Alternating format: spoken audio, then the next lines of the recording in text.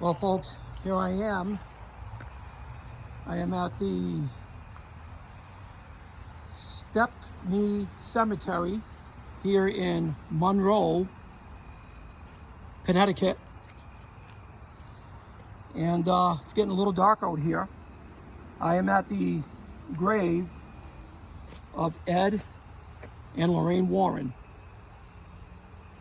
We could not find this grave in this very small cemetery. It's not that big of a cemetery at all, but it's hidden right behind these trees here. So you have to go like way over here in the corner, and I had to look at videos to see exactly where it's located, but it is right here. There's a flat plaque here, Edward Warren Miney, U.S. Navy, World War II. And here is the grave of the Warrens. Edward Warren Miney was born on September 7th, 1926, and he died August 23rd, 2006. And his wife, Lorraine Rita Warren, was born January 31st, 1927. And she died April 18, 2019. Of course, everyone knows them as paranormal investigators and authors associated with prominent cases of alleged hauntings. Edward was a self-taught and self-professed demonologist. He was an author and a lecturer. Lorraine professed to be a clairvoyant and a light trance medium who worked closely with her husband. These two, in 1952, they founded the New England Society for Psychic Research, or NESPR, the oldest ghost hunting group in New England. They authored many books about the paranormal and about their private investigations into various reports of paranormal activity. They claim to have investigated well over 10,000 cases during their career. The Warrens were among the first investigators in the Amityville haunting in Amityville, New York, according to the Warrens on their website. Now, stories of ghost hauntings popularized by Warrens have been adapted as or have indirectly inspired dozens of films, television series, and documentaries, including several films in the Amityville horror series and films of the Conjuring universe. According to the Warrens, in the year 1968, two roommates claimed their Raggedy Ann doll was possessed by the spirit of a young girl named, well, yep, you guessed it, Annabelle Higgins. The Warrens took the doll into their museum.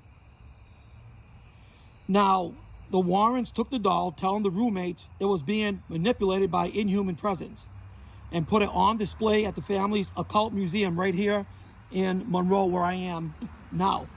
The legend of the doll inspired several films in the Conjuring universe and its motif in many others. So the Warrens were very, very popular. Now, if you remember the movie of the Enfield poltergeist, in 1977, the Warrens went to London, and they investigated claims that a family in the North London suburb of Enfield was haunted by poltergeist activity. While a number of independent observers dismissed the incident as a hoax carried out by attention-hungry children, the Warrens were convinced that it was a case of demonic possession. The story was the inspiration for The Conjuring 2. Although critics say the Warrens were involved to be far less degree than portrayed in the movie, and in fact had shown up to the scene uninvited and been refused admittance by the homeowners. Then there was a trial of Arne Johnson.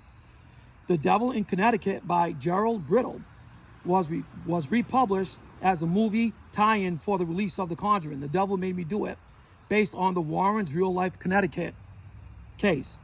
In 1981, Arne Cheyenne Johnson was accused of killing his landlord, Alan Bono, Ed and Lorraine Warren had been called prior to the killing to deal with the alleged demonic possession of the younger brother of Johnson's fiancée. The Warrens subsequently claimed that Johnson was also possessed. At trial, Johnson attempted to plead not guilty by reason of not insanity but demonic possession, but was unsuccessful in his plea. The story serves as the inspiration for The Conjuring, The Devil Made Me Do It, that came out in 2021. The case was described in the 1983 book, The Devil in Connecticut by Gerald Brittle.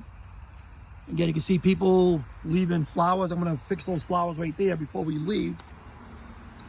Then there was a Smurl family haunted. This was in Pennsylvania. Pennsylvania residents Jack and Janet Smurl reported their home was disturbed by numerous supernatural phenomena, including sounds, smells, and apparitions. The Warrens became involved and claimed that the Smurl house was occupied by 4 spirits and also a demon that allegedly sexually assaulted Jack and Janet. The Smurls' version of their story was the subject of a 1986 paperback titled The Haunted television film of the same name, directed by Robert Mandel. But the Warrens were not without their criticism. According to a 1977 interview with the Connecticut Post, Steve Novella and Perry DeAngelis investigated the Warrens' claims of paranormal activity, and they are from the New England Skeptical Society, or NESS, N-E-S-S. They found the couple to be pleasant people, but their claims of demons and ghosts to be, at best, as tellers of meaningless ghost stories, and at worst, dangerous frauds.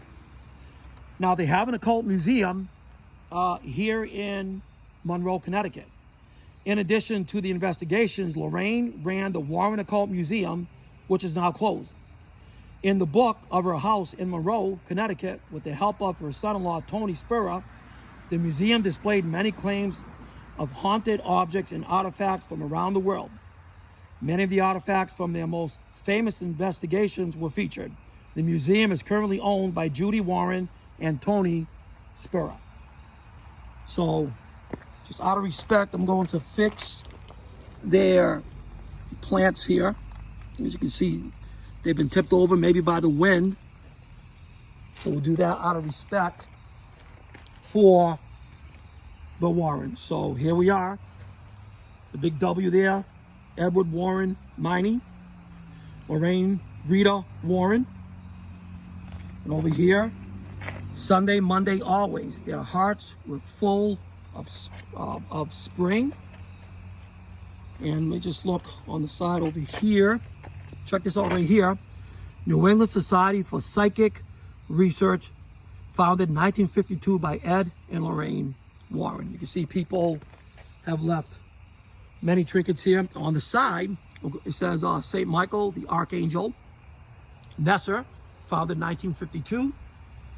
And then defend us in battle, be our protection against the wickedness and snares of the devil. May God rebuke him, we humbly pray. And do thou, O Prince of the heavenly host, by the divine power of God, cast into hell Satan and all the evil spirits who roam throughout the world seeking ruin of souls. Amen. So this is the final resting place of Ed and Lorraine Warren. It took us an hour and a half to get down here. Of course, we got stuck in traffic, but we finally made it. You can see it's really getting dark out here right now. And so I don't want to spend too much time here. It says that the cemetery is open 24 hours. Didn't say no trespassing or anything like that, so I think I'm pretty good. I'm gonna walk around, pat around here for all of you to see. Now over here is Corey Michael Dillinger. That's their son. And he was born April 26, 1989. He died July 10, 2009. So he's buried here as well with the parents. As you can see, you can't find it because it's hidden behind this tree right here in this very corner. We've got a lot of bugs out here. Those are not orbs. So this is it, folks. The final resting place of Ed and Lorraine Warren, famous paranormal investigators.